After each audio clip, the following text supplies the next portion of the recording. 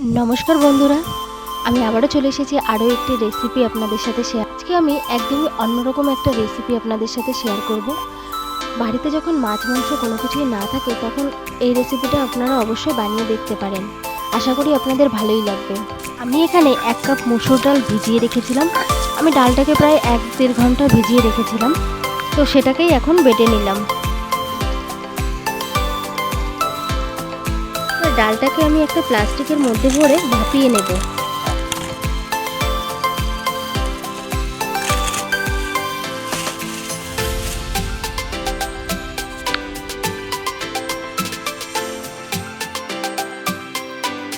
ডালটা ভাপিয়ে নিলে ঠিক এই রকম হয়ে যাবে।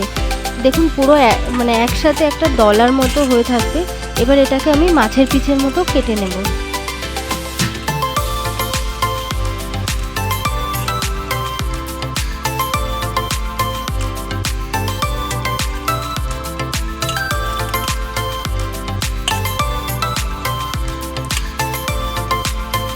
আমি সবগুলো কেটে নিয়েছি। এবার এর মধ্যে সামান্য লবণ দিয়ে দেব, সামান্য হলুদ দিয়ে দেব,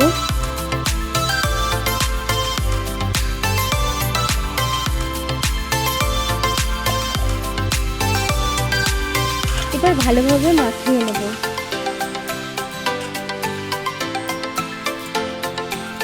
গরম করে নিয়েছি, কড়াইয়ের মধ্যে সর্ষের তেল দিয়ে দেব। তেলটাও একটু গরম হয়ে গেলে তেলের মধ্যে ডালের পিসগুলো দিয়ে দেব।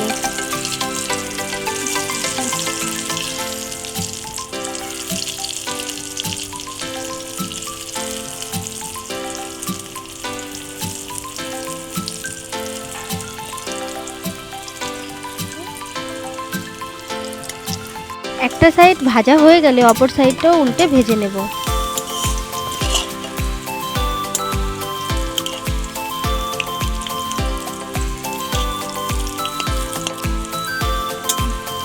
ভালোভাবে ভাজা হয়ে গেলে উঠিয়ে নেব।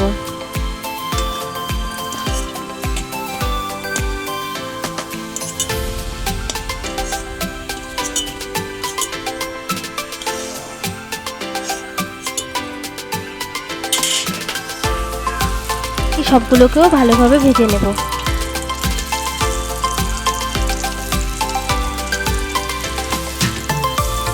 আমি সবগুলোই ভেজে নিয়েছি। ওই তেলের মধ্যেই দুটো তেজপাতা দিয়ে দেব।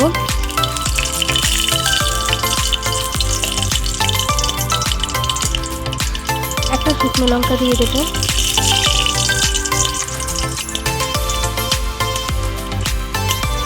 একটু হালকা নেড়ে কয়েকটা গোটা জিরে দিয়ে দেব।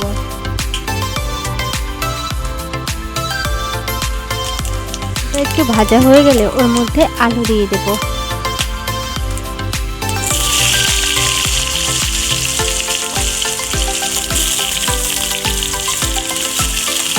আলুটাকে একটু ভালোভাবে নেড়ে নেব। এবার আলুর মধ্যে আমি পরিমাণ মতো লবণ দিয়ে দেব।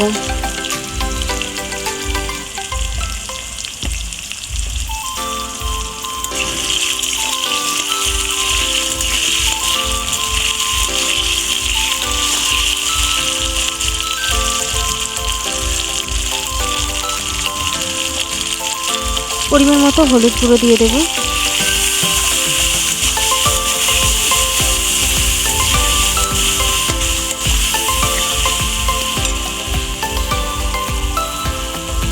এবার এর মধ্যে লঙ্কার গুঁড়ো দিয়ে দেব। লঙ্কার গুঁড়োটা দিয়েও ভালোভাবে মিশিয়ে নেব। এর মধ্যে এবার পেঁয়াজ, আদা, কাঁচা লঙ্কা বাটা দিয়ে দিলাম। সবকিছু আবারও ভালোভাবে মিশিয়ে নেব। মশলাটা ভালোভাবে কষিয়ে নিয়েছি। মশলা থেকে তেল ছেড়ে দিয়েছে। এবার আমি এর মধ্যে পরিমাণ মতো জল দিয়ে দেব।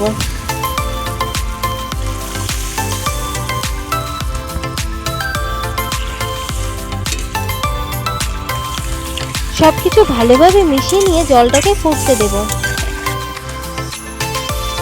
জলটা ফুটে উঠেছে। এবার আমি ডাল দিয়ে তৈরি করা মাছের পিসগুলো এর মধ্যে দিয়ে দেব।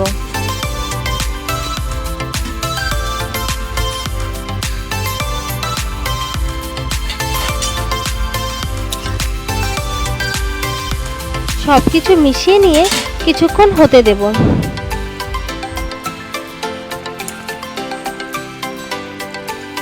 প্রায় হয়ে এসেছে। এবার আমি এর মধ্যে একটা ভাজা মশলা বেটে দিয়ে দেব। মশলা বলতে আমি এখানে গোটা জিরে, ধনে, তেজপাতা সব কিছু হালকা ভেজে নিয়েছিলাম, সেটাকেই বেটে এর মধ্যে দিয়ে দিয়েছি। সব কিছু ভালোভাবে মিশিয়ে নেব। এবার এর মধ্যে আমি গরম মশলার গুঁড়ো দিয়ে ভালোভাবে মিশিয়ে নেব।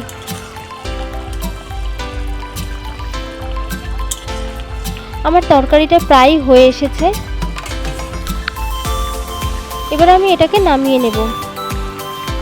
নামিয়ে নিয়েছি। বন্ধুরা, আজকের রেসিপিটা একদমই অন্যরকম ছিল। অবশ্যই আপনারা কমেন্ট করে জানাবেন রেসিপিটা কেমন লাগলো আপনাদের।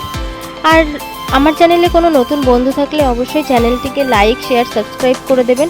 পাশে থাকা বেল আইকনটিও ক্লিক করে দেবেন, যাতে পরবর্তী কোনো রেসিপি শেয়ার করার সাথে সাথে আপনাদের কাছে লিঙ্কটি পৌঁছে যায়।